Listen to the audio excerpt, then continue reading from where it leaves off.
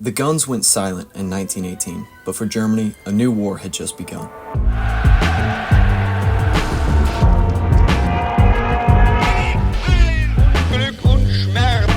We shall never surrender. A date which will live in infamy.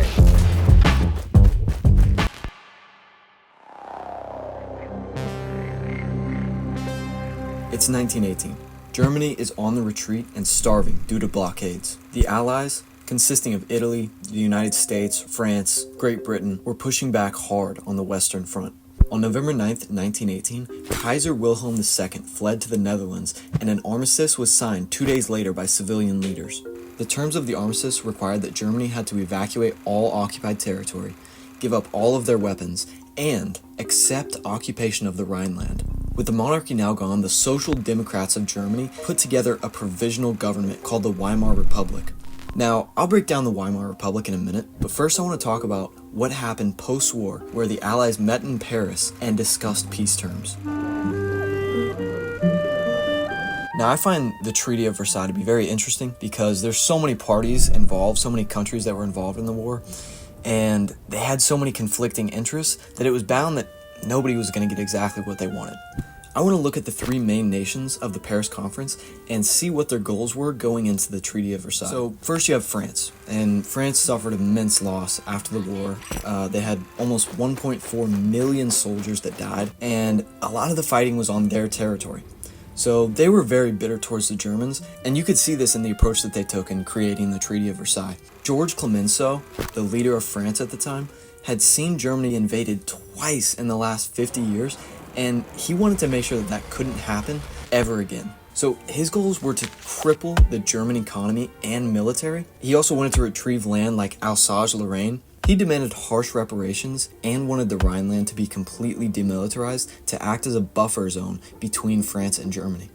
Then you have Great Britain, which was led by David Lloyd George. Now, Britain had also faced a large death toll, just shy of 1 million, but they didn't have the fighting on their land like France. And although the British people wanted revenge, George knew that an overly harsh treaty might push Germany to communism or another war. His main goal going into the Treaty of Versailles was to maintain the balance of power in Europe. He didn't want overly harsh conditions that would allow France to become the powerhouse of Europe. He also wanted to protect trade and make sure that Britain could take over the German colonies, especially in Africa. And perhaps the most interesting leader in the conference was Woodrow Wilson, who had these grand ambitions going into the conference. He had written his famous 14 points and was trying his hardest to make sure that that was implemented into the treaty. The goal of the 14 points was to make sure that the treaty wasn't too harsh to Germany. He also wanted to let ethnic groups govern themselves. The 14 points outlined a peace that was free from secret treaties or revenge. He also wanted to create a League of Nations where nations could join and ensure peace globally. As for the outcome of the treaty, it was detrimental for Germany. It ended up being more punishment for Germany than it was reconstruction. This peace felt like a defeat for Germany. The treaty also redrew European and Middle Eastern borders, creating new countries out of fallen empires. And the goal was to let these ethnic groups govern themselves, but many people, including Germans, found themselves in countries that didn't necessarily want them. The war guilt clause placed sole blame of the war on Germany and its allies.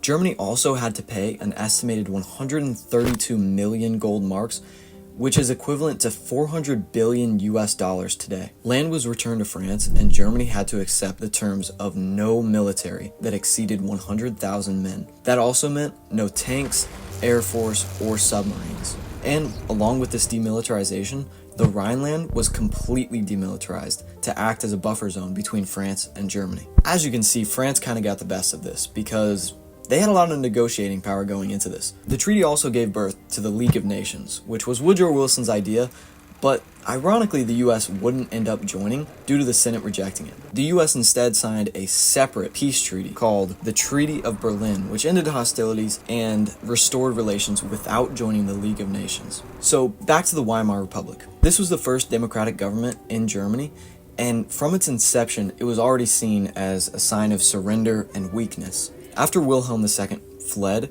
provisional leaders of Germany called a meeting in Weimar to set up a new government. Now, Weimar was chosen because there was a lot of political instability at the time. Big cities like Berlin were undergoing riots and revolutions, and the result was one of the most democratic constitutions in the world at that time. It had universal suffrage, proportional representation, individual rights, and a system of checks and balances. Going into World War I, Germany expected a quick victory. They borrowed massive amounts of money rather than raising taxes, expecting the fallen nations to pay them reparations. But Germany was the one that lost, and they were the ones that had to pay the reparations. In 1921, the reparations figure of 132 billion gold marks was finalized.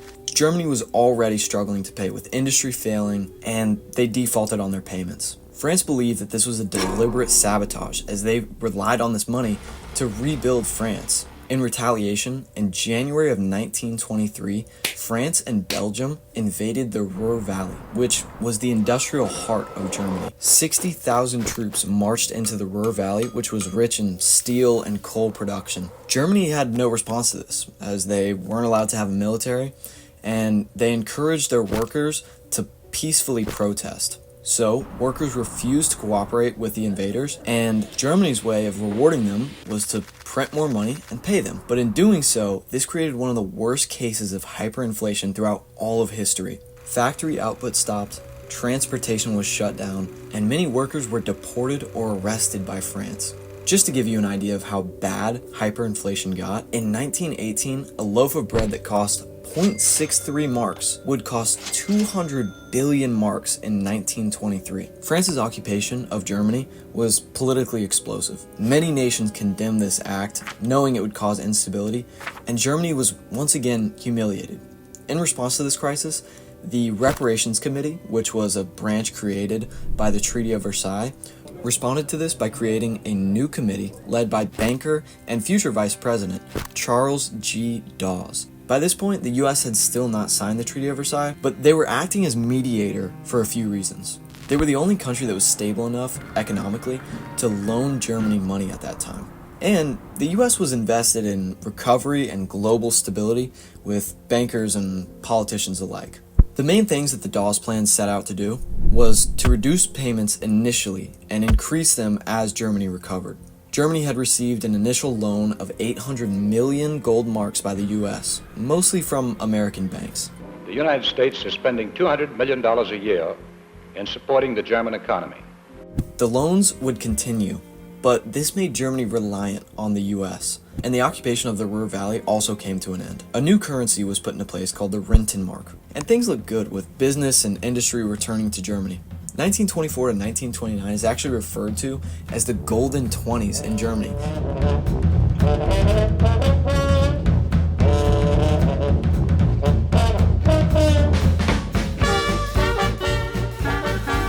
But this prosperity was very fragile.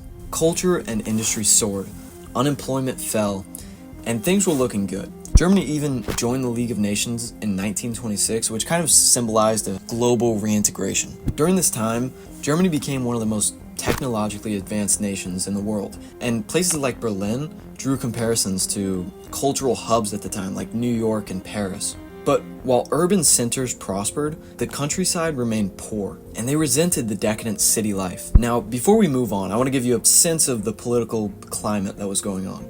After the war, there was a power vacuum in Germany. Democracy existed on paper, and soldiers didn't only come home to their cities in ruins, but also strikes and riots.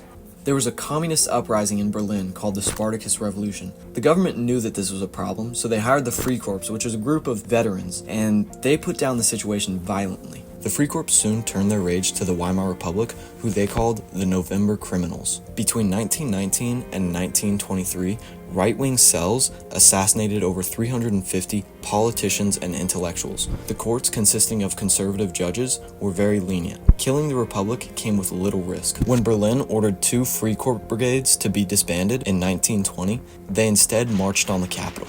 People cheered them on, and soldiers refused to fire on the Freikorps, who they saw as fellow soldiers.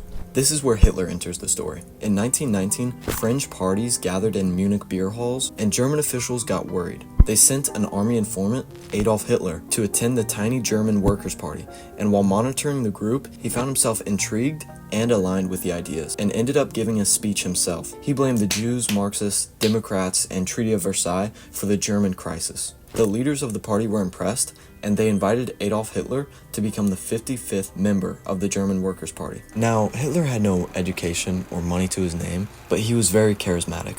He became a top speaker of the party and drew in larger and larger crowds. As his influence grew, the party evolved into the National Socialist Workers' Party in 1920. The name was a combination of nationalism and socialism, but the socialism part was more rhetoric for the working class. By the end of 1920, membership had surpassed 2,000 people. The meetings got larger and required protection from rival groups or crowd control. So in 1921, the SA was created, which was a paramilitary wing of the party. The army was made up of veterans and Freikorps members, and even just young people looking for purpose. And this was the appeal of the party. The SA was not shy to exercise their power, and people saw the true German leadership as weak. By November 1923, hyperinflation had eaten through savings and people were desperate. France's occupation of the Ruhr Valley just threw salt in the wound, and Hitler saw this as a perfect opportunity to take power. So on November 8, 1923, he and his armed followers burst into a Munich beer hall where 3,000 people had attended to hear German leaders speak. Hitler and his armed SA shot into the ceiling and forced the German officials into a back room where they were held at gunpoint until they agreed to support a military coup. Hitler walked out to the crowd and announced that a new government had been formed, and they planned to march on Berlin to overthrow the Weimar Republic. The next morning, 2,000 Nazis marched toward the city center to seize control. Police fired, and 16 Nazis were killed, as well as 4 police officers. Hitler fell, dislocating his shoulder, and then fled. By the afternoon, the coup had completely failed, and is now known as the Beer Hall Putsch. 2 days later, Hitler was arrested and charged with high treason. But again, the conservative judges were lenient and only sentenced Hitler to 5 years. He instead served a comfortable 9 months at the Landsberg fortress and used this time to write Mein Kampf with Rudolf Hess. The book was an autobiography and breakdown of his beliefs, as well as a call to action. The book served as the foundation of the Nazi Party, and Hitler recognized that if he wanted to take power, he had to do it legally. When Hitler was free in December of 1924, Germany had stabilized and faced prosperity. But this was short-lived, and Hitler saw this as the perfect opportunity. His next revolution would come through ballots, not bullets. Been working way too much, need to get out and get up. What's going on? Where's it at? Make some calls to make it crack, let's see. I need money, drugs, and ride in the spot with hot winds inside. The mission to get all of the above in a limited amount of time. I can do this and it's done. Like that, we're on our way.